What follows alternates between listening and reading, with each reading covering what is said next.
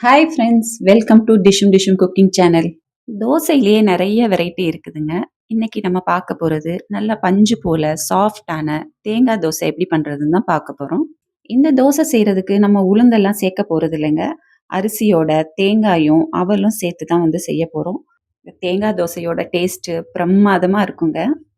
வாங்க எப்படி செய்கிறதுன்னு பார்க்கலாம். இதுக்கு 2 கப் பச்சரிசி எடுத்துக்கோங்க. கடையில வாங்கின அரிசியா இருந்தாலும் பரவாயில்ல, ரேஷன்ல வாங்கின அரிசியா இருந்தாலும் பரவாயில்ல. இதோட 1/2 டேபிள் ஸ்பூன் வெந்தயமும் எடுத்துக்கோங்க.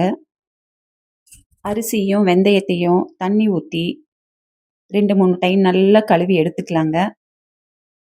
அரிசியை நல்லா கழுவியாச்சு. இப்போ இதோட கொஞ்சம் தண்ணி ஊற்றி அரிசியும் வெந்தயத்தையும் ஒரு 4 மணி நேரம் ஊற வச்சுக்கலாம்.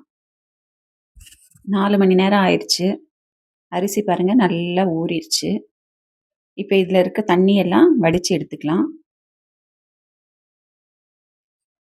இப்போ 1 கப் அவல் எடுத்துக்கலாங்க. சாஃப்ட் அவல் தான் எடுத்திருக்கேன். இது நல்லா கழுவிட்டு ஒரு 10 நிமிஷம் நல்லா ஊற வச்சு எடுத்துக்கலாம்.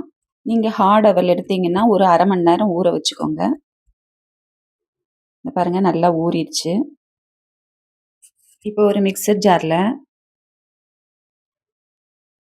நம்ம ஊற வச்ச அரிசியும் எடுத்துக்கலாம்.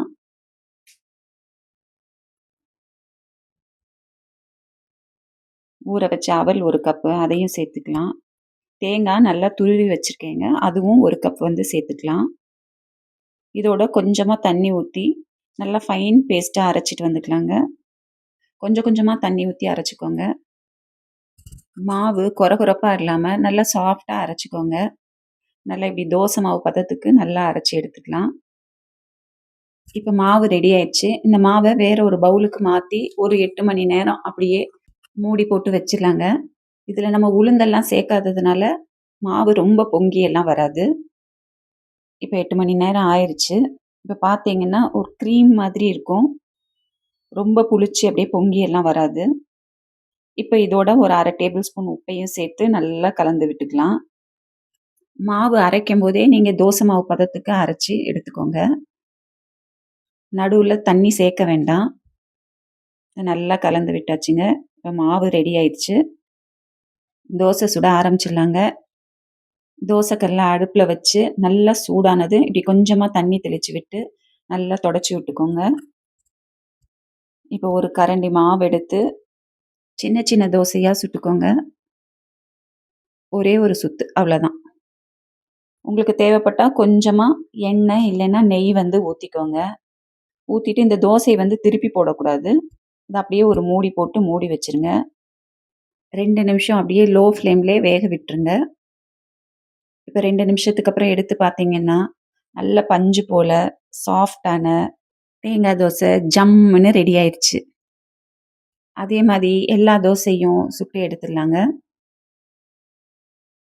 நான் இப்போ நான்ஸ்டிக் பேனில் தான் தோசை சுட்டிருக்கேன். நீங்கள் ஒரு வேளை இரும்பு பேனில் சுட்டிங்கன்னா கொஞ்சமாக எண்ணெய் தேய்ச்சி தோசை சுட்டுக்கலாம். ஆனால் அதுலேயும் அப்படி தான், தோசையை திருப்பி போடக்கூடாது. லோ ஃப்ளேம்லேயே வச்சு மூடி போட்டு மூடி வச்சு எடுங்க. சோடா உப்பு எதுவும் சேர்க்காமலே தோசை அவ்வளோ சாஃப்டாக இருக்குங்க. டேஸ்ட் அருமையாக இருக்கும்.